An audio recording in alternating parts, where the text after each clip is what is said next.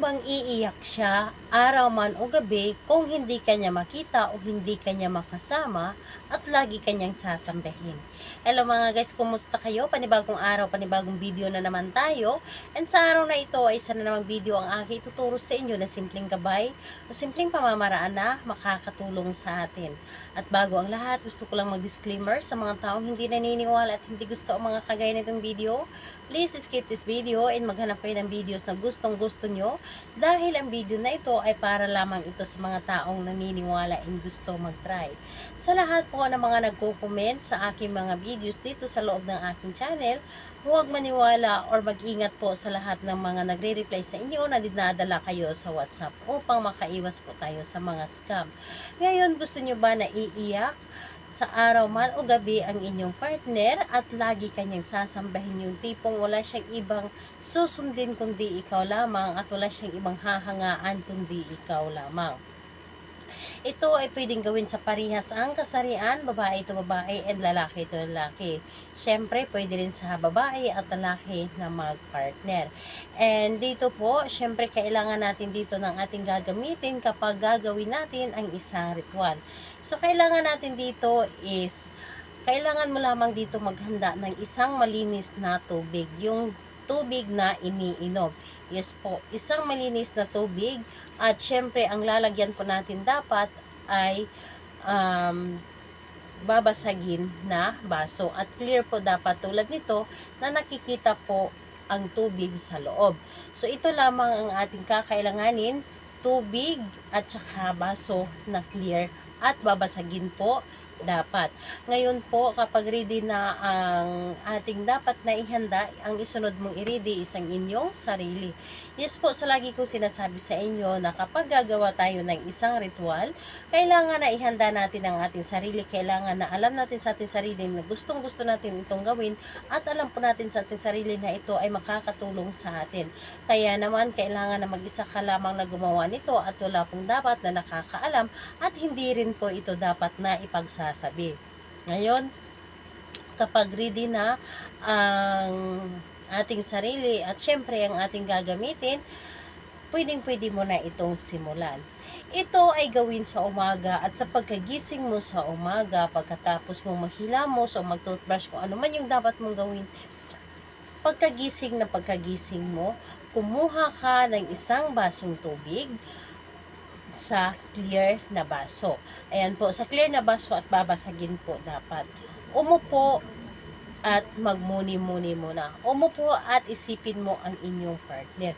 Isipin mo na kailangan na nagmula sa inyong puso, taimtim po dapat, at kailangan na mga positive vibes lang po yung mga nasa isip ninyo at tipong wala kayong iniisip na mga negative. Dapat po positive lahat ang inyong nasa isip.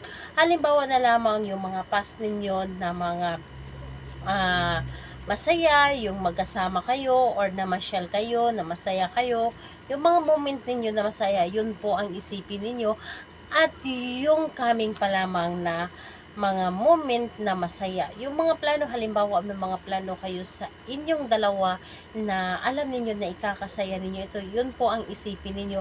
At wag na wag ninyong isipin yung mga dati na hindi maganda, yung nag-aaway kayo. Dapat po ay masaya lang lahat ang inyong iniisip. Dapat yung tipong napakagaan sa iyong puso, masaya yung nasa puso ninyo habang ginagawa ninyo. Dahil ito po ang ating gustong mangyari, yung magiging masaya yung relasyon ninyo. Ngayon po, kapag naisip nyo na yan lahat-lahat at wala kayong ibang iniisip kundi yung partner nyo lamang at yung mga magagandang mangyayari lamang ang isunod po ninyong gawin, ay kunin ang baso na may lamang tubig. Kunin ninyo ang baso na may lamang tubig at ibulong po ninyo dito ang mga gusto ninyo.